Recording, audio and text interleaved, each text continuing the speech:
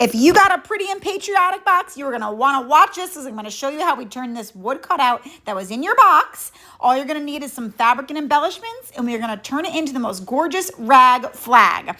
So first things first, you guys, all you got to do is just paint your wood cutout all blue. You can use a bright blue, you can use dark blue. I like that more deeper, darker blue. And for our fabric, we are going to do strips of red and white. So I cut my fabric. It's about 1 inch thick, maybe a little more than 1 inch. They don't have to be exact. And then I just cut it with the scissors and then ripped the rest. And then I made mine to be 24 inches long. Okay, so each piece is 24 inches. So I did some red and white striped with stars. I did some kind of like a white and cream colored tie-dye, some coffee stained muslin. And once I had my one piece that was 24 inches long, I just cut all the other pieces to size to make sure each piece was the exact same length. And then I used some white rope. I also cut that to be 24 inches long. And then I also had some white, very thin ribbon that I cut to be 24 inches long. So now we're going to fold it in half. So then our final strip is going to be 12 inches. You fold it in half. You stick it through that little slit.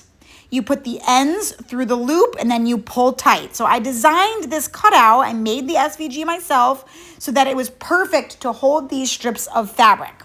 Okay, so I just went in a certain pattern. I went red and then white, red and then white, red and then white. But I had different reds and I had different whites. So I just kind of repeated the pattern. I did one of the reds, one of the whites. Then I did a different red, a different white, so on and so forth, all the way till we got to the end of the line. And then I squeezed it together. I had some extra fabric ripped out. So I squeezed it down. I made a little bit more room, as you can see there, and I squeezed on one more piece of fabric. I actually might have some extra of these cutouts. If you're interested, just let me know. If I have any boxes left over and I have any cutouts, I will throw those in my shop. And if I have any full boxes left over, which as of right now I do, I will also let you know, and I can get you the link for that as well.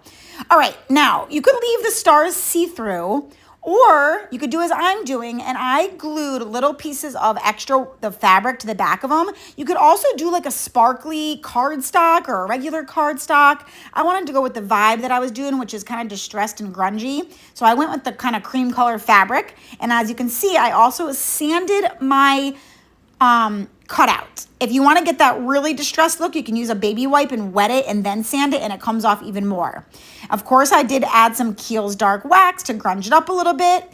And for a hanger, I went with a wood bead hanger, and the beads I stained with some antique wax. So I wet the beads first. I covered them in antique wax. I wiped all the excess with a baby wipe till we were left with some stained wood beads.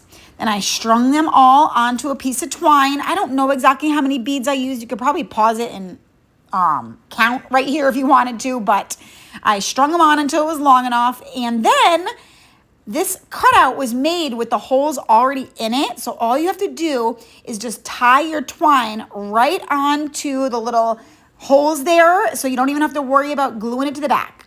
For a tag, I took a stamp that I got while I was thrifting, stamped it onto the tag there. It's kind of got like some script writing. I added some extra ink to the corners and the edges of the tag. And then I decided to hand letter the word freedom. You could always stamp the word on if you want, or just write it out. And then for a bow, we're going to make a bow with our Bodabra.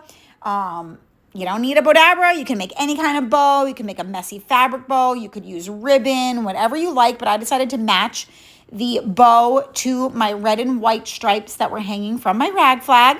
Topped it off with some twine and then tied our bow off. The tails were a little bit longer when I glued it on, but I was like, it covers a little bit more than I wanted it to. So I went ahead and I just trimmed up all those tails there so that you could see a little bit more of the blue cutout. I glued on my tag. I glued on a rusty star.